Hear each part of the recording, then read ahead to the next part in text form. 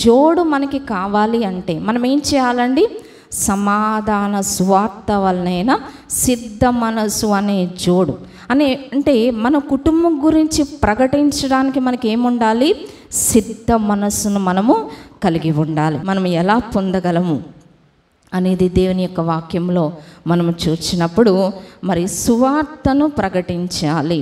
ఈయన మనం చూస్తూ ఉన్నాం, మోషే గారి యొక్క పాదములు ఎలా ఉన్నాయండి? పర్వతం మీద సుందరముగా దేవునికి కనిపిస్తూ ఉన్నాయి. మరి ఈ యొక్క జోడు ఆయన తొడుక్కున్నట్టుగా మనం చూస్తూ ఉన్నాం. ఎందుకంటే మోషే గారు స్వార్థంగా ఆలోచించలే, ఇశ్రాయేల్ ప్రజలందరి గురించి ఆయన ఆలోచించారు. కాబట్టి ఆయనకి ఏమొచ్చినాయి అండి? సువార్త వలనైనా సిద్ధ మనసు అనే జోడును మరి వారు కలిగి ఉన్నారు. సో ఎప్పుడైతే మనకి ఈ జోడును మనం కలిగి ఉంటామో ఎదుటి వారికి ఏమొస్తుందండి? మన నుంచి సమాధానం వస్తుంది, వాళ్ళు ఉన్న కలవరాలు పోతూ ఉంటాయి. సో మనకి ఈ జోడు ఉన్నప్పుడు ఎదుటివారి యొక్క బంధకాలు కూడా తెగిపోతూ ఉంటాయి. అంటే మన కుటుంబంలో ఒక్కొక్కరు ఒక్కొక్క బంధకాల్లో ఉంటారు. అవి పోవాలి అంటే ఏం చేయాలండి? మనకి జోడు కావాలి. ఈ జోడుతో మనం ఎప్పుడైతే వారి దగ్గరకు వస్తామో, వారి గురించి ప్రార్థన చేస్తామో, అప్పుడు వారి బంధకాలు తెగిపోతాయి, వీరి బంధకాలు కూడా తెగిపోతూ ఉంటాయి. సో మనకి నీతి సూర్యుడైన దేవుని వెలుగులో మనకున్నప్పుడు ఏ చీకటి శక్తులు కూడా మన దరికి రాలేవు. కాబట్టి చూడండి, ఈ విశ్వాసకి జోడుంది, ఆ విశ్వాసకి జోడుంది. మరి వాళ్ళిద్దరూ కలిసినప్పుడు ఏమొస్తుంది? అక్కడ సమాధానము, సంతోషము. అందుకని ఇద్దరు విశ్వాసులు కలుసుకుంటే ఏమొస్తుందండి? సంతోషం వస్తుంది, సమాధానం వస్తుంది, ఆనందం వస్తూ ఉంటుంది. కాబట్టి ఇక్కడ చూస్తున్నాం, ఈ విశ్వాసకి ఏం లేదండి? జోడు లేదు. జోడు లేనందువల్ల ఏం జరిగిందండి? యుద్ధ రంగంలో అతని కాళ్ళకు గాయాలు కలిగినాయి. సో మనం కూడా జోడు లేకుండా యుద్ధం చేస్తే, జోడు లేకుండా ఆత్మీయ పోరాటంలో మనం ముందుకు వెళితే మనకేం మిగులుతాయి? గాయాలు మిగులుతాయి అన్నమాట. శ్రమలు, కష్టాలు, ఇబ్బందులు, ఇరుకులు రకరకాలు వచ్చేస్తూ ఉంటాయి. సో మనం జోడు కొరకు ఏం చేయాలండి? ప్రార్థన చేసుకోవాలి. ఈ 5 విషయాలు కూడా మనము పాటించాలి. మన కుటుంబాన్ని ప్రభువు తట్టుకు నడిపించుకోగలగాలి. అలాగే ఇక్కడ చూస్తూ ఉన్నాము, మరి ఇలాంటి జోడు కలిగినప్పుడు మన పాదాలు అంటే మన నడత దేవుని దృష్టిలో భద్రంగా ఉంటుంది. అంటే శత్రువుతో పోరాడగలిగే శక్తి ప్రభు మనకు దయచేస్తూ ఉంటారు. మరి ఈ విశ్వాసం చూస్తున్నాం. ఈ విశ్వాసకి ఏం లేవండి? వాక్యం, ప్రార్థన ఉంది, కానీ సిద్ధ మనసు అనే జోడు లేదు. సువార్త వలనైనా సిద్ధ మనసు అనే జోడు లేదు. కాబట్టి ఇతనికి కాళ్ళకి ఎన్ని ఉన్నాయి? అన్నీ గాయాలే. సో అతనికి ఏముంది? భద్రంగా అతను ఉన్నాడు. మనం జోడును తప్పక కలిగి ఉండాలి. కాబట్టి ఈ విశ్వాసి గాయాలతో ఉన్నాడు, జోడు లేదు. కానీ జోడుతో ఉన్న విశ్వాసిని కలుసుకున్నప్పుడు ఏం జరిగిందండి? అతనికి సమాధానము. అంటే ఈ జోడు ద్వారా అతనిలోకి ఏమొస్తుందండి? సమాధానం వస్తూ ఉంటుంది. కాబట్టి సంఘములో విశ్వాసులంగా మరి ఒకరినొకరం కలిసి సహవాసం చేయటం ద్వారా మరి ఏవైతే సర్వాంగ కవచంలో మనకి ఏమి లోటు కలిగి ఉన్నవో వాటిని మనం పొందగలం, సమాధానం పొందగలం. సో ఈ పాదములే మరి ఈ జోడు ద్వారా మనకి సమాధానం కలుగుతుంది. అందుకే దానియేలు ఏం చేశాడండి? 3 స్నేహితుల్ని బలపరిచాడు, ఎంకరేజ్ చేశాడు. సో మన కుటుంబాన్ని కూడా మనం ఏం చేయాలి? ప్రోత్సహించాలి. వాక్యం చదివారా? ప్రార్థన చేశారా? మందిరానికి వెళ్ళాలి, టైంకి వెళ్ళాలి, అందరము దేవుణ్ణి సేవించాలని మన కుటుంబాన్ని మనము ప్రోత్సహించాలి.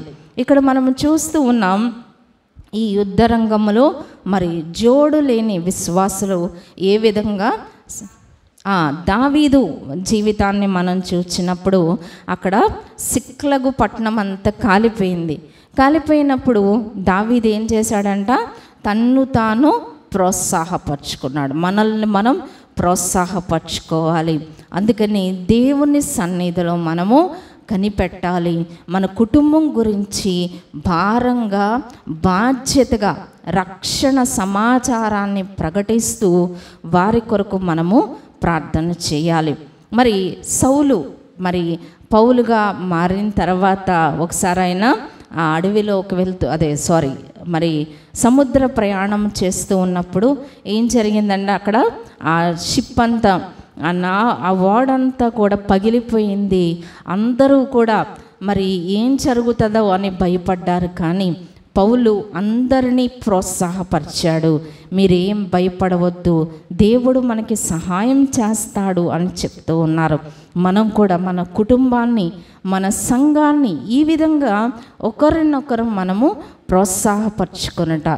ఈ ప్రోత్సాహం చేయటం ద్వారా చెప్పే వ్యక్తికి మేలు జరుగుతుంది, వినే వ్యక్తికి కూడా మేలు జరుగుతుంది. మనం ఇందాక చెప్పుకున్నాం సాధు సుందర్ సింగ్ గారి జీవితంలో, ఆయన జీవిత చరిత్రలో ఈ విషయం ఉంటుందండి. ఒక వ్యక్తి మరి అక్కడ పడిపోయి ఉన్నప్పుడు ఆయన దారిని ఆయన వెళ్ళిపోలేదు, కానీ ఆయన ఏం చేస్తున్నాడండి, మోసుకొని వెళ్తూ ఉన్నాడు.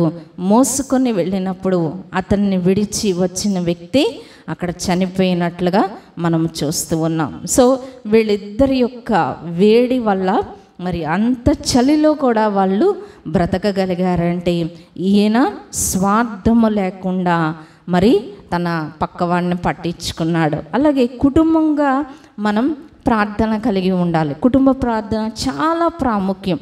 సో ఎప్పుడైతే మనం కుటుంబంగా బలంగా ఉంటామో బలమైన కుటుంబాలే బలమైన సంఘాలుగా మార్చబడుతూ ఉంటాయి. సో మన సంఘ సహవాసము, రెండవది బలమైన కుటుంబం ఏమొస్తుందండి, బలమైన సంఘము. సో సంఘములో అందరము కూడా ఎలా రావాలి, కుటుంబాలుగా మనం దేవుణ్ణి సేవించే వారమై ఉండాలి. సో ఈ వ్యక్తి ఎవరండి చెప్పాలి, ఈ వ్యక్తి ఎవరు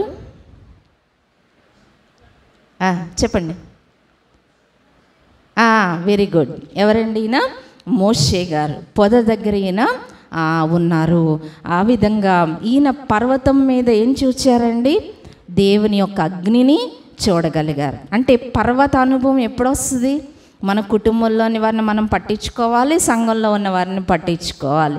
మరి మోషే గారు పర్వతం ఎక్కినప్పుడు ఆయన ముఖం ఎలా ఉందంట, ప్రకాశించిందనమాట. ఆయన ముఖము వెలుగు చూడలేక ఇశ్రాయేలీలు ఏం చేశారంటండి, మరి చూడలేకపోతుంటే మోషే గారు ఒక క్లాత్ కప్పుకొని తిరిగేవారంట, అంతగా ప్రకాశించింది. అంటే పర్వత అనుభవం మనకి రావాలంటే ఏం చేయాలి, మన ఇంట్లో వాళ్ళ గురించి మనం పట్టించుకోవాలి, వారి విశ్వాస జీవితం గురించి మనం పట్టించుకోవాలి.